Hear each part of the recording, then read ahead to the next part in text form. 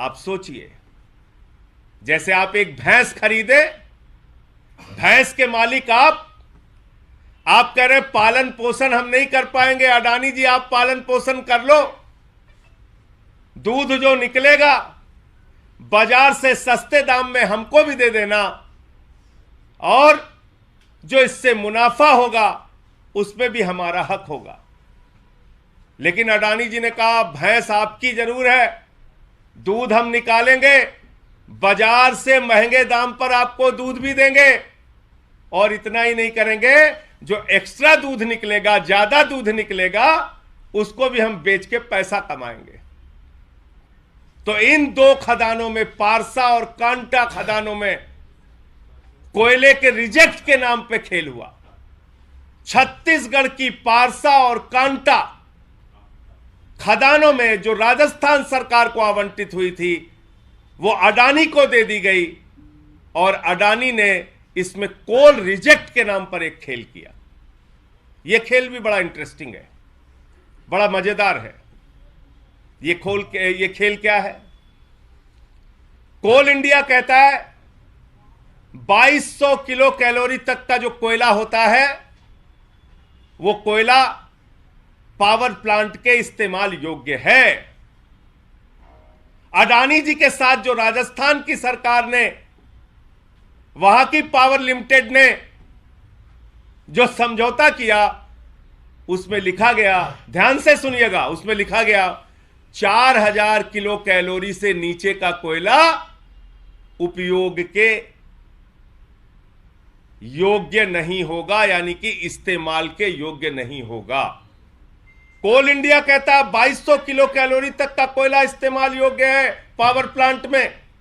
राजस्थान की सरकार के साथ अडानी जो समझौता करते हैं, वो कहते हैं 4000 किलो कैलोरी के नीचे का जो कोयला होगा वो इस्तेमाल के योग्य नहीं होगा, यानी कि वो रिजेक्ट माना जाएगा।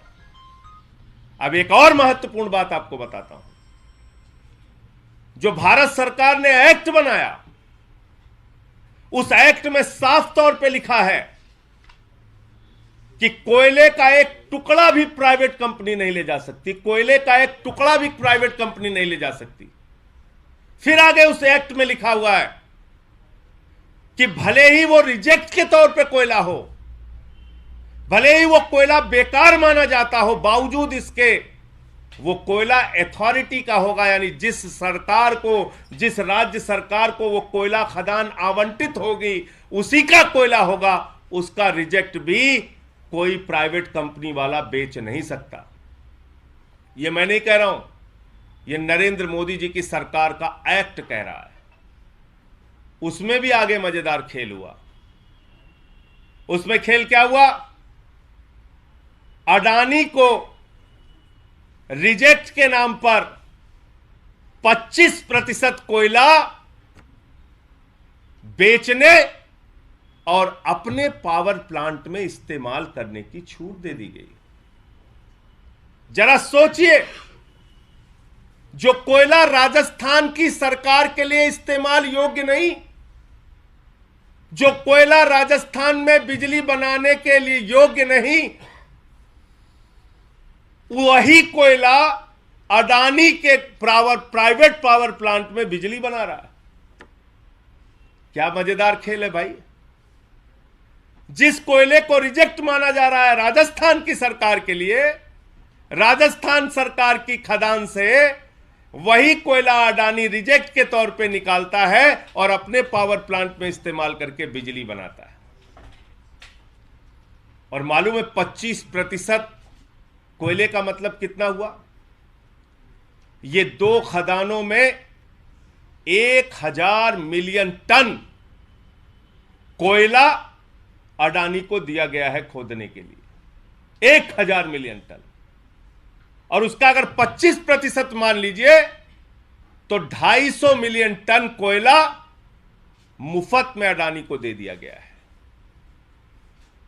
और उसकी मौजूदा अगर कॉस्ट मानिए, 1000 रुपए टन भी मानिए, और भविष्य में अगर उसको, उस कॉस्ट को आप एनालाइज कीजिए कि 30 साल की माइनिंग है तो 10 साल बाद, 15 साल बाद उस कोयले की कीमत क्या होगी, तो करीब करीब 50,000 करोड़ रुपए का कोयला मुफ्त में अडानी को भारत के प्रधानमंत्री नरेंद्र मोदी जी ने दे दिया। और प्रति टन जिस सरकार के लिए कोयला इस्तेमाल होना चाहिए उसी को अगर 300 रुपए प्रति टन महंगा कोयला दिया जा रहा है, तो यह भी 30 साल के कॉन्ट्रैक्ट में करीब करीब 50,000 करोड़ रुपए का कोयला अडानी को मुफ्त में दिया जा रहा है, कमाने के लिए रास्ता खोला जा रहा है।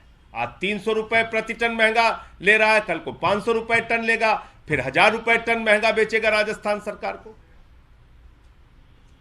तो मैं ये पूछना चाहता हूं मोदी जी से,